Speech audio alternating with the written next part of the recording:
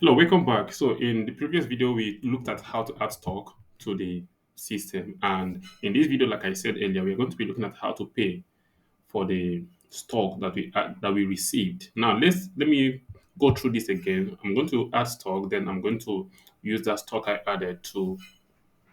I'll now pay the vendor after adding this stock, so we see how that works. So, let's say I have a stock with this invoice. So there's a stock, and the vendor, for example, that I'm getting this thing from is, let's say, for example, Seven Up Body Company Limited is just a demo, and what I'm adding, it's a non-alcoholic drink, and in that non-alcoholic drink, I want to add, let's say, Ferrous. So let's say I'm adding this stock is Ferrous, and this is the manufacturing date, for example, on 1st of December, and the expiry date is going to be, let's say, April, and this is the date we purchase it, and the amount, the cost price is 7,500 and the quantity is 200. So now the cost price, like I said, is 7,500, and if you calculate it, you see what the answer, the total will be, and the quantity is 200, and we save.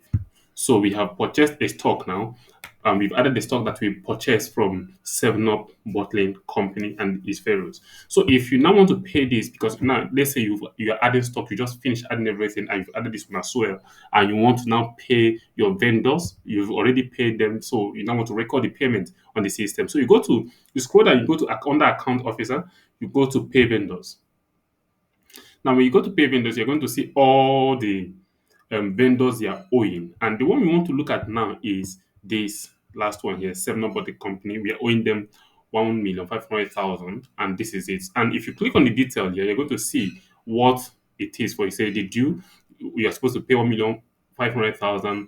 The description is you purchased an item, because there could be other description as we proceed. So in this case, to pay them, just click on this pay button. And on this pay button, you're going to select you enter the amount on the payment method you use. Did you pay them through your POS account? Did you pay them through your bank account? Did you pay cash? So anyhow you made the payment, you have to select the mode, or did you do a transfer payment? So whatever you do, anyhow you did it, you select. So in this case, we pay them through one of our accounts. So you're going to enter, let's say in this case, we paid them 1 million. So we paid them 1 million, and the account we used is this Zenith account, for example. And that is all that we did with them. So the next thing we do is we click on pay now. So he said, do you want to post this payment? Okay. So the payment is posted. So this is actually how to make a payment to your vendors. And if you look at here now, the amount paid is now 1 million. The balance is 500,000. And if you go to this detail again, you're going to now see that, okay, due is 1,500,000. The amount paid is 1 million. And the description is payment for goods.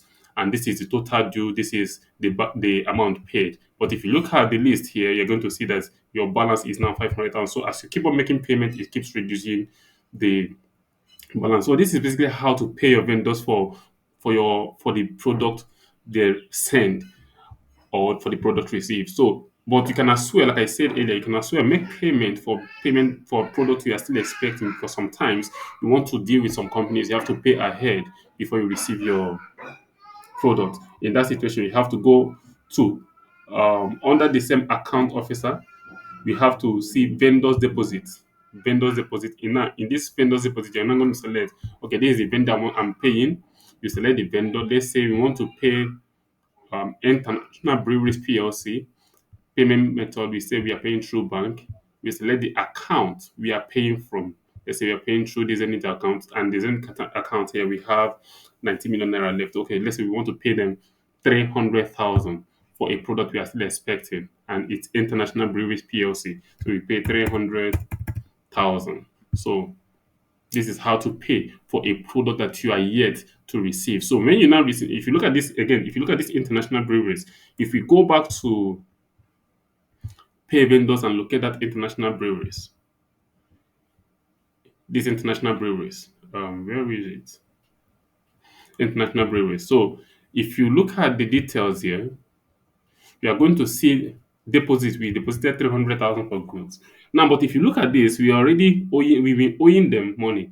We made the purchase for 540, 465 and the rest of it, and this is the only payment you are making. So this payment we made now is deducting from the money we are already owing them. So that is actually, but let's say we are not owing them, we would have seen that we have a negative balance here, negative balance of 300,000 because we just paid 300,000 to people that we are not owing. So this is actually how to handle the issue of paying your vendors, whether it's making a deposit for future product or you are paying for stock that are already supplied or inventory that you've already received. This is how to handle the issue of payment. And in the next video, we're going to be looking at how to make sales. Now that we have received inventory, we have paid for the inventory, we're also going to look at how we're going to make sales to customers. Either we are um creating an order, a customer order, or we are actually making real sales to the customer.